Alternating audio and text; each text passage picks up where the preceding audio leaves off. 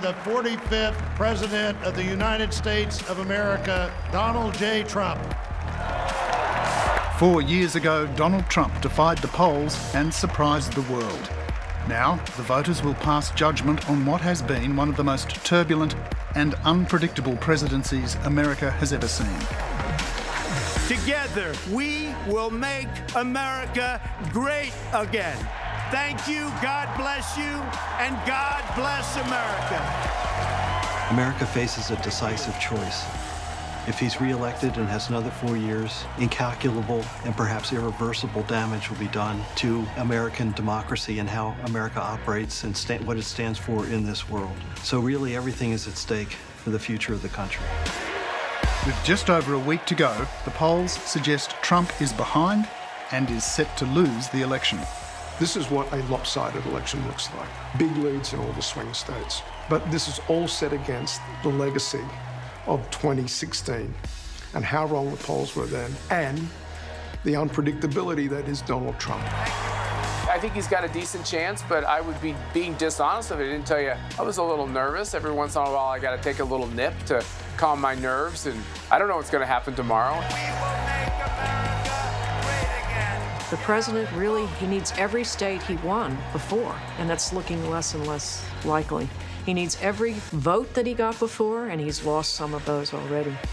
A victim himself of a pandemic still raging out of control, an economy in crisis, and the United States more divided than ever. Enough, you would think, to guarantee electoral defeat. But Donald Trump has continually defied the traditions and expectations of politics. Tonight on Four Corners, where has Trump's chaotic leadership left America? And could this really be the end of his presidency?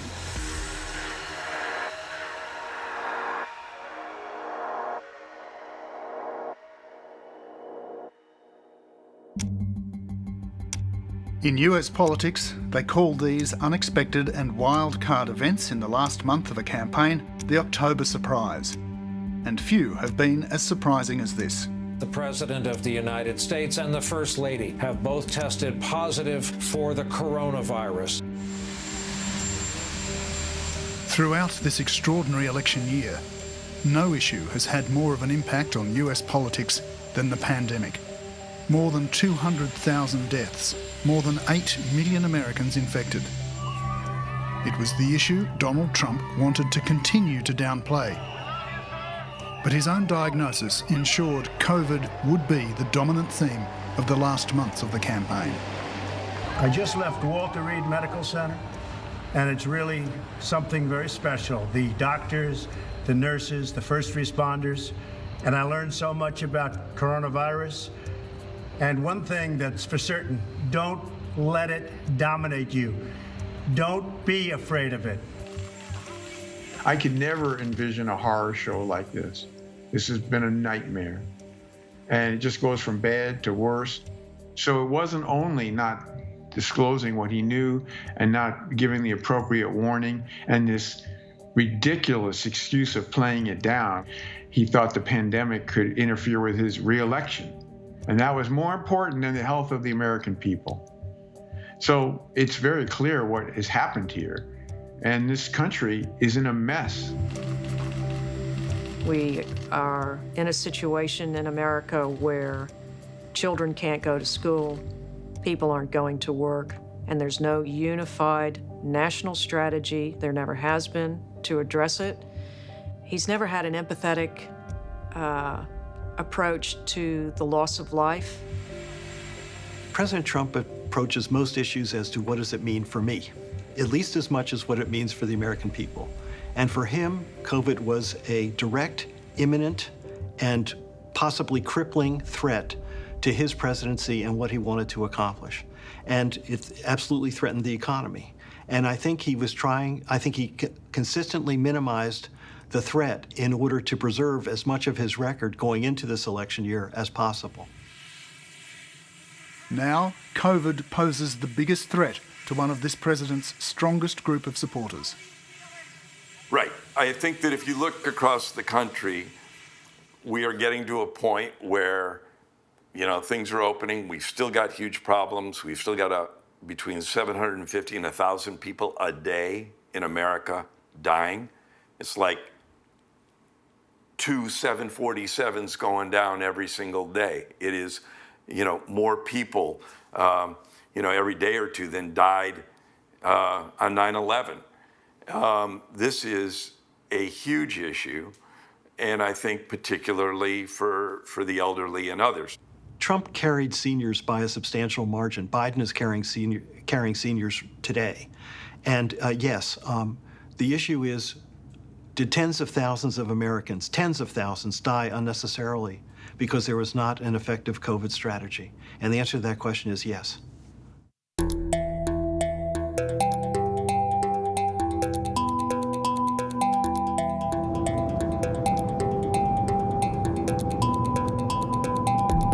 For Trump, Florida is a must-win state. It also has one of the oldest demographics in America. In presidential elections, it's always close. Due to COVID, Trump could be in trouble here. It's a very diverse state, from the Florida Panhandle, as almost the Deep South, all the way through to cosmopolitan Miami. That's this mix of Cuban Americans. You've got retirees up Palm Beach and Fort Lauderdale. You've got a religious Bible Belt in the middle of the state around Orlando. It's a crazy diverse state, and hence a great barometer for what's happening in the rest of the country. No Republican has won the presidency without winning Florida in a century. Victory in Florida delivers a significant number of the Electoral College votes needed to win the election. It will be vital for Donald Trump. Almost all the cards have to come out the right way, and a little misstep in any one of them can see that come undone pretty quickly, and a big one would be Florida. If that card doesn't drop for Trump, then almost everything else has to go right. The Villages is America's largest retirement community.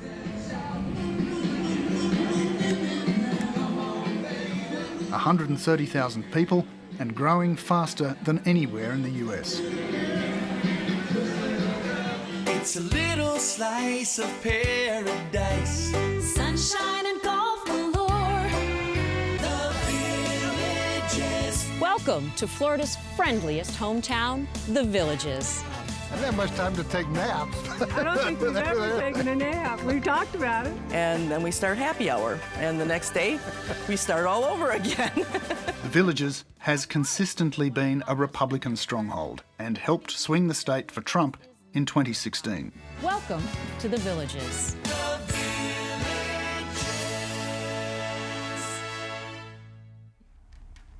I think the importance of an area like the Villages is really exemplified by the fact that we've had the vice president here on 2 occasions. We've had just about every major candidate over the years here. We've had the president here. I think they understand the importance not only of our demographic, they also understand that we go out and vote. The Villages even has its own Trump Club. Tonight, they're holding a dinner in the president's honour. I'm here to support President Trump for his re-election campaign for 2020. And today's Trump Day in the Villages. So this is, I think it's our 3rd annual dinner since his election in 2016. I see really big America great evidence. Appreciate that. Republicans know how important this demographic is, and campaigners for Trump, like Chris Sprouse, are taking nothing for granted. So we go down there and we meet the president. The Villages has been wildly supportive of the president. It's important that they turn out in big number to support him. I know that they're going to, because you can feel the energy tonight of the group of folks here. We're sitting right here. The president gives a 2-hour speech. In this room, Chris Sprouse is preaching to the choir. When I was walking into the parking lot, Pastor, I saw a nice bumper sticker that said, "Jesus is essential."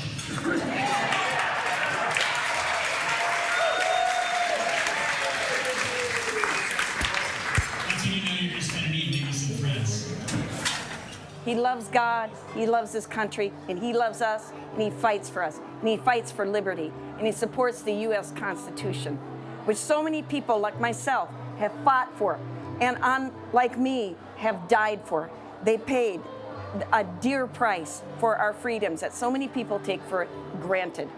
Donald John Trump understands that, he gets that, and he fights for us. Yeah, go Trump. 4 more years, let's hear it.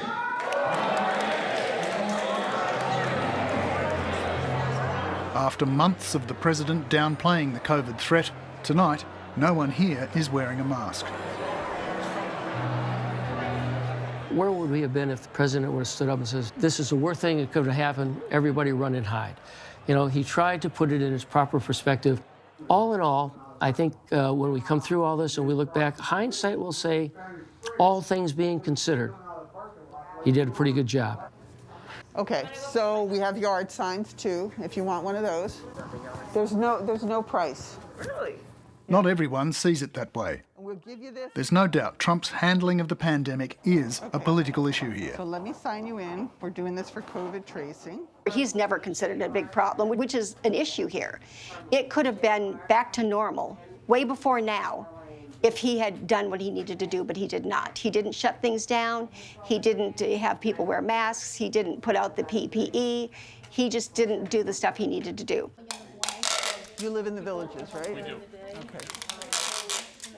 On the other side of the fairway, Shelley Placito and her friends at the Villages Democratic Club are doing everything they can to prevent Trump taking Florida in 2020. Good morning. Hi. How are you? I just found you by accident. Good. I am registered to vote. Okay. And I have my registration card. Uh-huh.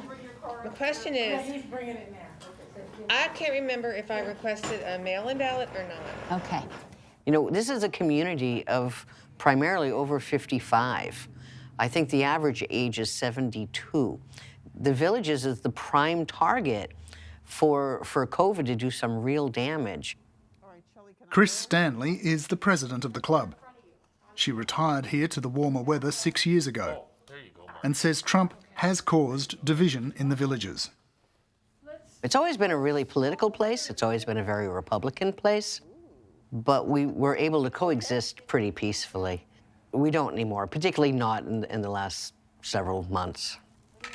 If you're in a Republican golf game and you come out with, I'm not supporting Trump, you may lose your golf game. You'll lose your social group. Your spouse will lose their social group and golf game. You won't be invited to the neighborhood party. Things are tense here. In this manufactured utopia for older Americans, divisions run deep. When Trump supporters held a golf cart rally to celebrate the president's birthday, tempers flared. Fuck Trump! Oh, fuck Trump! Nasty language. Oh, listen to your president if you want nasty language. Yeah, you got it, you! White power! White power! There you go, white power! You hear that? The guy in the golf cart is shouting white power. And that, in my life, is probably the most horrific thing I've ever seen. It was awful. And it took days before anybody in the Villages for Trump Club or the Republican Club to disavow it. It took days. It was horrible. And it brought us the kind of attention that nobody wants. Donald Trump amplified the conflict when he retweeted the footage. The Democrats who live here are very motivated to get rid of President Trump, very motivated, as well as the independents and no-party affiliates, the one that choose not to pick a party. People really want to see him go. So we are banking on our enthusiasm, mitigating the damage of the Republicans here in this area so the Democrats in other parts of the state can pick it up and we can get him out of office.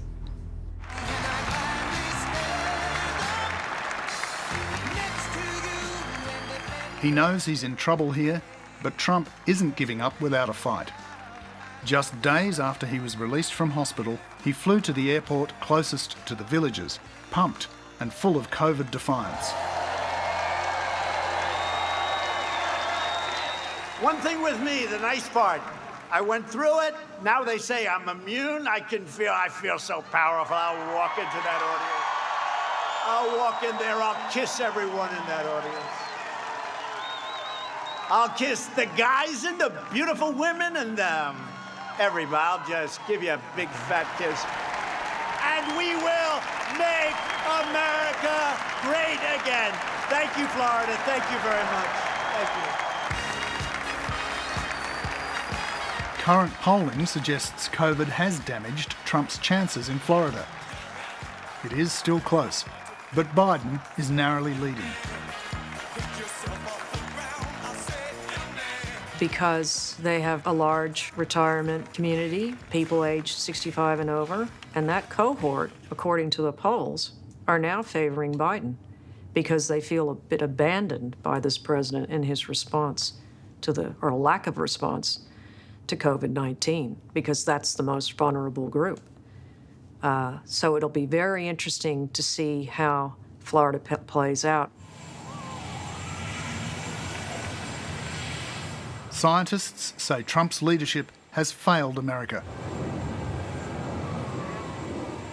Dr. Topol is one of the country's leading cardiac specialists. Well, what's happened is that we have a president who's anti-science, who knew that this was transmitted through the air, aerosol, in January and early February, and that it was fatal at a order of magnitude more than seasonal flu, didn't tell the American people. And throughout the entire pandemic has done everything possible to mismanage it, serving as a negative role model, to not wear masks, not distance, have big rallies, be a super spreader, you name it. It's unimaginable how many bad things can be done by a leader of a country.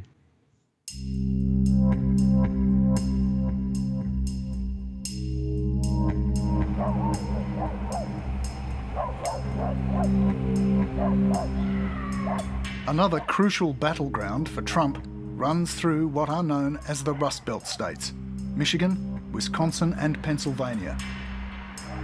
The once mighty industrial heartland of the Midwest, depressed by decades of manufacturing decline.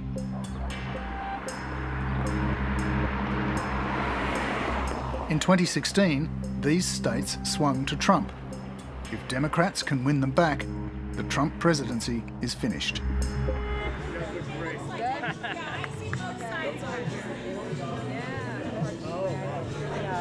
It's the team that's going to paint Pennsylvania red. Yes. How are you? Here in central Pennsylvania, grassroots Republicans are working hard for Donald Trump. At the Republican Women of Luzerne County Picnic Day, enthusiasm for the president still runs high. I know they say it every election, but this really is the biggest election of our time. And so to make sure that President Trump is sitting there in January is probably one of the biggest things we can do between now and November 3rd.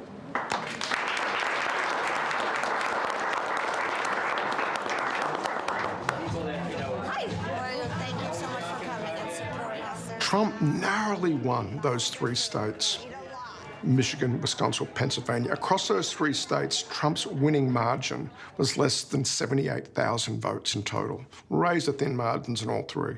So a little bit of swing back in each of those states delivers those three states, all states that Obama won in 8 and in 12.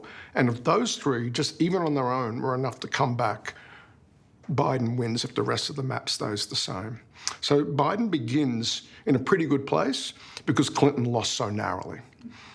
Trump, on the other hand, is almost surely going to lose the national popular vote. And if he's going to win, it's going to be the same way he won in 2016, and that is by threading the needle of the Electoral College, winning states very efficiently, translating what is actually a pretty low, in relative terms, base of support into wins in just enough states to get there. Trump got there last time on the promise of bringing back industry. The Make America Great Again catch cry was a powerful message for people like Debbie Barbose. No, because they're going to ship the parts, and Mike will have to look them up anyway, so yeah. I feel President Trump can help the economy because he's a businessman. He's run businesses. Mom. He knows to run the country as a business. I feel Biden is more a feelings president than an economics president. When she's not organising Republican picnics, Debbie Barbose runs a machine tooling plant that makes parts for military equipment. Okay. Under Trump, her business is doing well. Make the extra one. He promised to bring manufacturing back to PA. Since he's been elected, we have 16,000 new manufacturing jobs in the area. The military, he increased spending with that. One industry close to us does military work. When he first took office, he increased the military budget by $760 million, and our workload increased 30%. But not everyone is seeing an economic recovery. Most of the old industries are still struggling, and the Trump presidency has failed to deliver for many ordinary workers. Unemployment in Pennsylvania is over 10%, and COVID has smashed the economy. The polls always showed that Trump had a higher approval rating on the economy than almost anything else. He did believe, and with justification for his base, in America standing up, pro-manufacturing jobs, build it in America, take on international institutions that threaten American competitiveness, take on the World Trade Organization.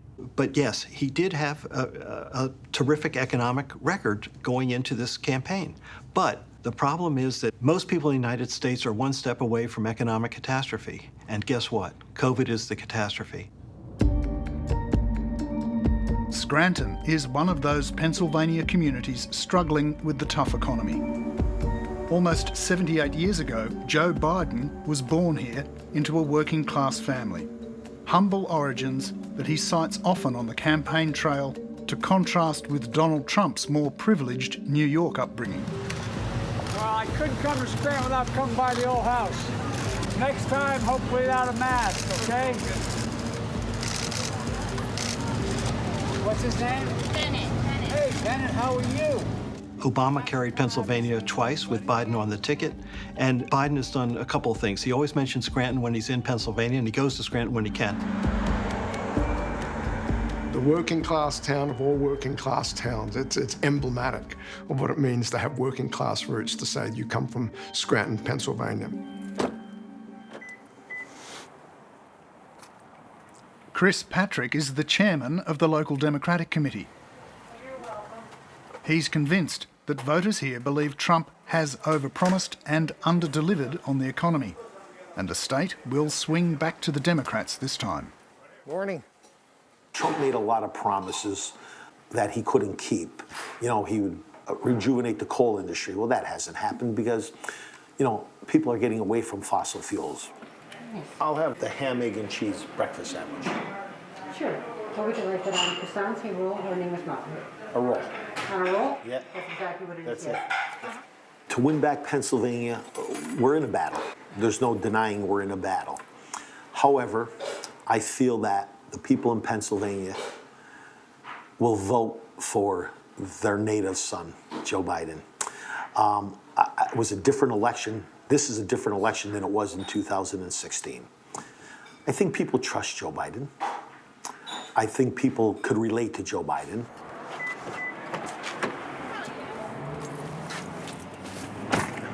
There are 3 major highways that run through Scranton. For political operators like Chris Patrick, that makes this a good distribution point.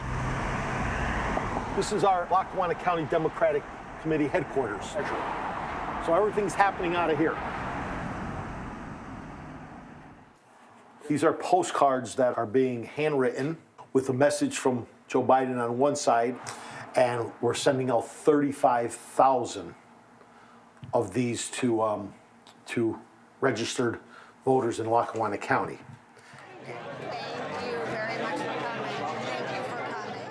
The Republican Party under Trump had successfully broadened its appeal to disaffected white voters. Contrary to what the media has to say, we're doing a good job. For many of these people, it has become the Trump Party. Donald Trump has had a big impact on the party. When Donald Trump is off the scene, other people will have a big impact on the party. But I think the key thing is when I travel around our country, what I see is a lot of what we call the forgotten men and women, a lot of blue-collar people who have to keep track of their hours in order to figure out what their wages are. They might get paid by the hour. But it's a lot of working-class people that are now attracted to the party. Matt Schlapp is a committed Trump Republican, a long-time Conservative operative. His wife works on the Trump campaign. And the two of them are considered among Washington's most prominent Trump supporters. You know, I have yard signs, and my wife and I are very public in our support. Even voters who might not like everything about Trump will, in the end, vote for him because they know, number one, he'll take on the establishment, and number two, he did a good job of bringing the economy back before, and he can do it again. He can't really change. But there's a growing anti-Trump movement within Republican ranks. Republican Party is certainly not the party of Ronald Reagan or George H.W. Bush. You know, Ronald Reagan used to get criticized for being the 9-to-5 president. But boy, he kept regular hours. We were organized as a result of it, and it wasn't that he wasn't working after 5 o'clock or before 9 a.m., but he was over in the Oval Office from 9 to 5. And there was a rhythm and a certainty about how things operated. There's no certainty in this White House. I can't imagine trying to work in this White House. Kim Hoggard served at the highest levels in both the Reagan and Bush administrations. Now based in Sydney, she's just one of many Republicans alarmed by Trump. All these numerous Republican groups that have formed to not only attract disaffected Republicans, but to fundraise directly for Joe Biden. It's absolutely unprecedented and unusual, but it does reflect a party that has lost touch and has not been able to widen its base, has not been able to attract younger voters or voters of diverse background, and it's been an endemic problem in the Republican Party. The most deceptive, lying president in history finally told the truth. Some Republicans are so committed to bringing Trump down, they've started releasing online attack videos. When you do testing to that extent, you're going to find more people, you're going to find more cases. So I said to my people, slow the testing down, please. That's why this November, the most impactful of these groups calls itself the Lincoln Project. It's America. Reed Galen is one of the founders. Or Trump. A lot of us have spent decades, if not our entire careers, in Republican politics. I left the GOP in 2016 after Donald Trump won the nomination. But from our perspective, he was never a conservative. He's certainly not a Republican. And now he's an existential threat to the country. Something's wrong with Donald Trump. He's shaky, weak, trouble speaking, trouble walking. So why aren't we talking about this? This group of Republican rebels has attracted tens of millions of dollars to fund their campaign. So, we have several different kinds of ads we run. The ones that get the most attention are the ones that take President Trump and his family and his collection of goons around him to task. Trump is not well.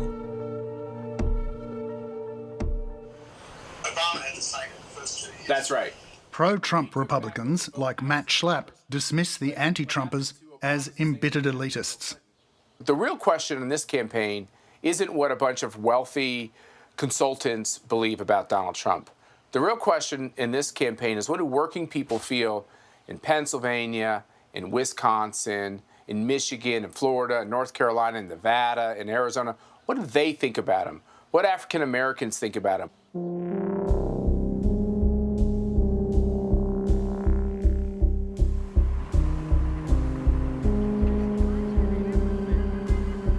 In 2020, Wisconsin is another must-win state for both sides. Donald Trump unexpectedly won here in 2016 by less than 1%. It's a battle that will be fought in the working-class white suburbs of one of the most segregated states in America. I think this election is going to probably be won or lost in the suburbs with women, with white women. I think that's going to be a big piece of whether Joe Biden is successful. It is why President Trump is working so hard to scare those suburbs, saying, you better watch out, in his advertising. Literally, people are coming in. They're going to destroy your suburbs. They're going to destroy your way of living. Donald Trump would love this election to be about anything other than COVID. And so Black Lives Matter and the protests that come on the back of the George Floyd death get transformed from being an issue about racial justice to an issue about law and order, a frame that works better for him and his base.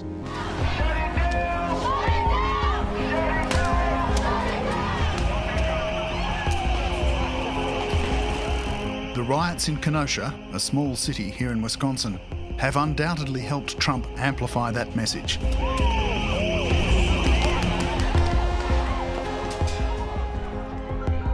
They were sparked by the shooting of yet another black man by police.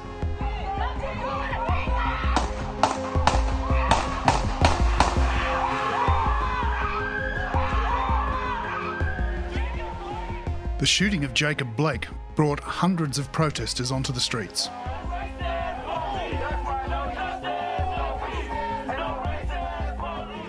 Our nephew was shot 7 times in the back. Nothing can justify that. He had no weapon, and he's paralyzed right now in the hospital. And our family is thanking everybody around the world. Little Jake is everybody's little Jake. Conversations that African-American families have to have with their loved ones before they walk out the door tells you it's just not a rogue cop, but a systemic racism that we're talking about.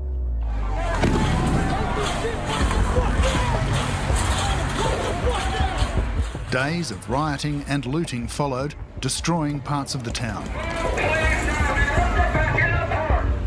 Many businesses were torched or defaced.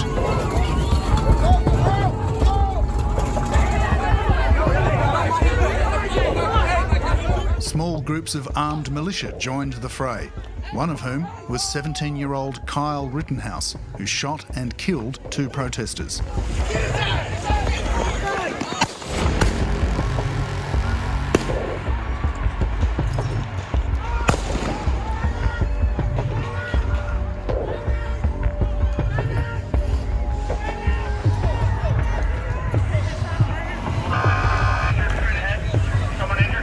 Donald Trump pointedly refused to denounce the shooting. We're looking at all of it. That was an interesting situation. You saw the same tape as I saw, and he was trying to get away from them, I guess, it looks like, and he fell, and then they very violently attacked him, and it was something that we're looking at right now, and it's under investigation, but I guess he was in very big trouble. He would have been, he probably would have been killed, but it's under investigation. Pat and Eric Ertl have run their computer business here for 30 years. It was trashed in the unrest. Walking in glass, you can't describe the feeling. And especially at our age, we're in our 70s. Knowing that we've got to start over again? All these years of work and making this place what it was, and now we have to start over? We were the only thing standing and everything else was burned down. Ours was completely destroyed, but it wasn't burned. When something like this happens, a tragedy like this, instead of improving that tolerance, it shifts it the other way. I have a fear now.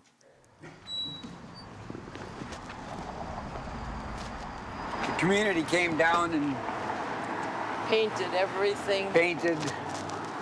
Artists from all over the community came to... They painted some things we didn't like, and we had them painted over again. What did they paint that you didn't like? Black Lives Matter. Because like I said, if you want to put every life matters. That's one thing, but yeah. But to me, BLM is a terrorist organization.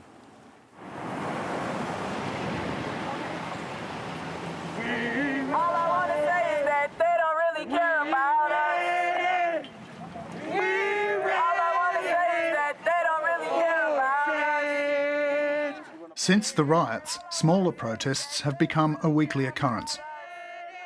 Portia Bennett is one of those leading this march.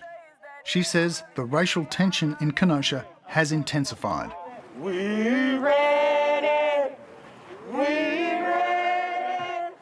It's horrible, very horrible. You got people who are more open now. Businesses that we have spent money at who are literally posting racial stuff against black people, and it's just ridiculous.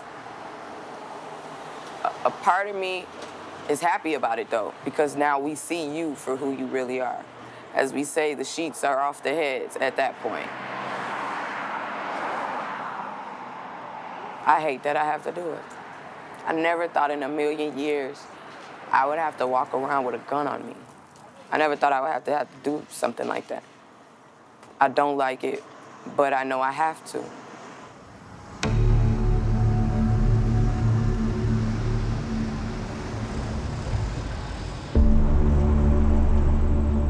Frank Nitti is a Black Lives Matter activist from nearby Milwaukee. In August, he led a 25-day protest march from Wisconsin to Washington, D.C. Along the way, he came face to face with an America which is still deeply racist, a schism fueled and encouraged by the president. When we walked through Indiana, everyone that was calling us nigger, everyone saying get the fuck out of the street, fuck you niggers, go fucking home, get out of our fucking community, and all the stuff that they called us, they didn't have Confederate flags. A few of them did. They had pickup trucks, Confederate flags, and like a Trump 2020 hat or a Trump 2020 poster. No one had suits. We didn't see any white suits, any pointy hats. We never saw those people. Everyone that antagonized us had Trump 2020 posters.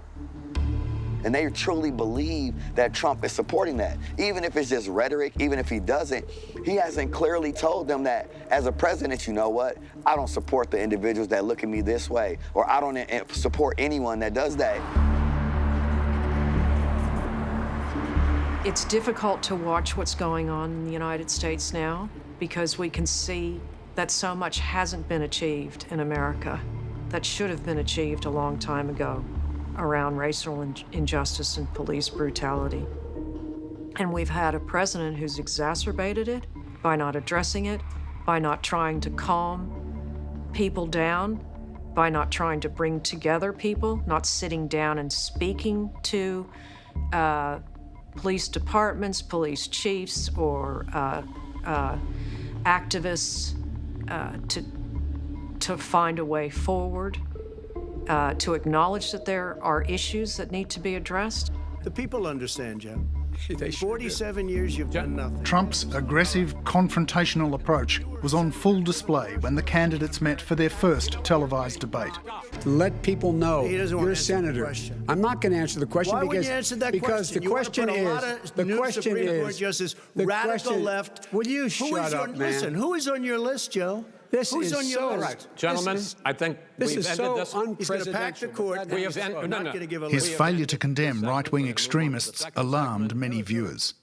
Are you willing tonight to condemn white supremacists and militia groups and to say that they need to stand down and not add to the violence in a number of these cities, as we saw in Kenosha and as we've seen in Portland? Sure, are you I'm prepared to specifically do it? Well, go ahead, sir. I would say almost everything I see is from the left wing, not from the right wing. So what are you saying? I'm willing to do anything. I want to see peace. Then do it, sir. Say it. Do it. Say it.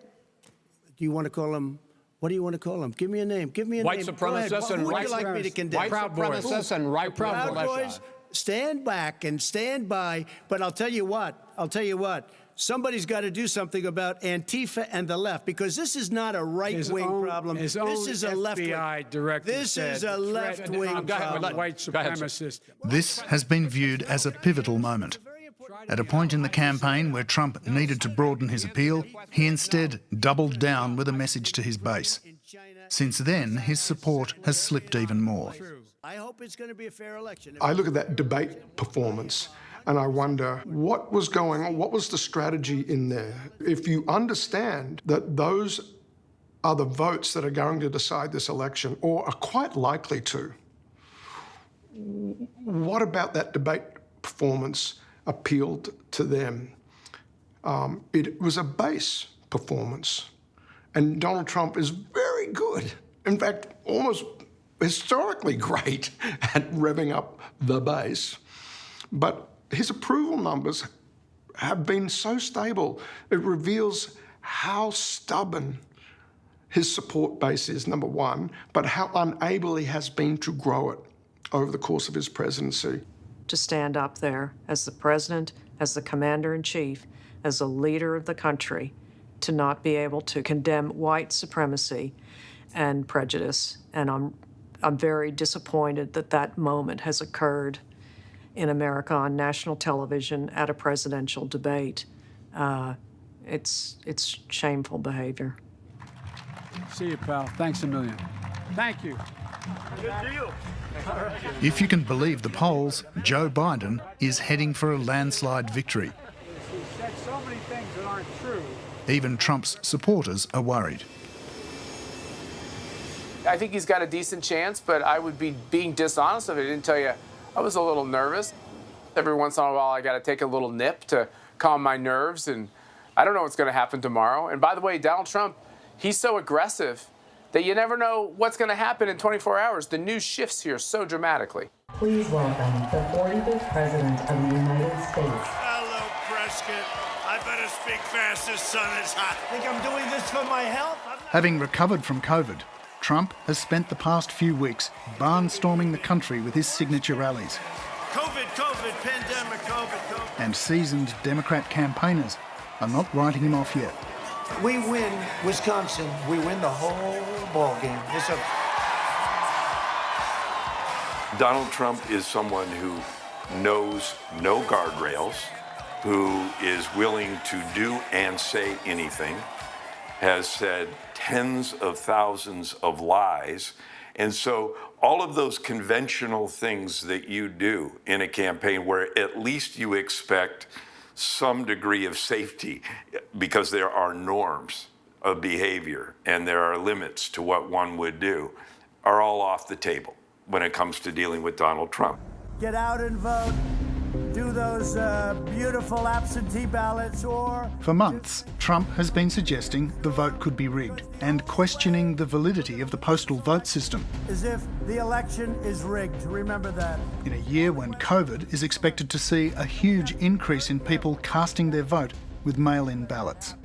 Mr. President, will you commit to making sure that there is a peaceful transferal of power after the election? Well, we're going to have to see what happens. You know that I've been complaining very strongly about the ballots, and the ballots are a disaster. I understand that, but people are rioting. Do you commit to making sure that there's a peaceful transferal of power? We want to get rid of the ballots, and we'll have a very peaceful. There won't be a transfer, frankly. There'll be a continuation. The ballots. Never before we heard a president so delegitimize the most trusted democratic election system in the world, and to already declare that the election is rigged if he doesn't win, and to devalue the legitimacy of mail-in ballots themselves. I have full confidence that if Donald Trump loses this race fair and square, and it's very apparent election night, he will back out of the presidency at the appointed time and allow Joe Biden to come in and take over the constitutional mantle of government. I have no doubt of that already at all. But if there are a lot of irregularities, I think he should fight it.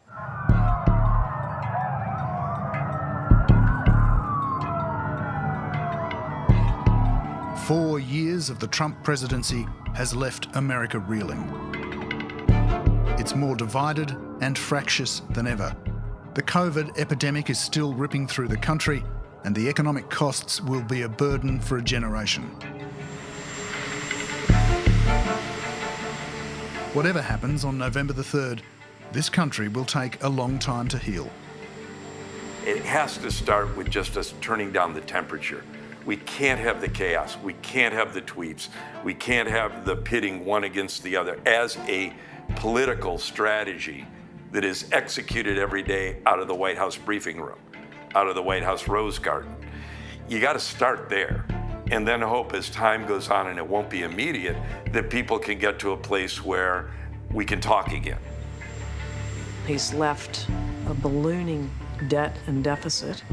He's left a hollowed-out government with positions unfilled, a diplomatic corps that's lost morale, an intelligence agency that has been torn apart with how it can advise the president. He's left a wake of destruction behind him. That is his legacy.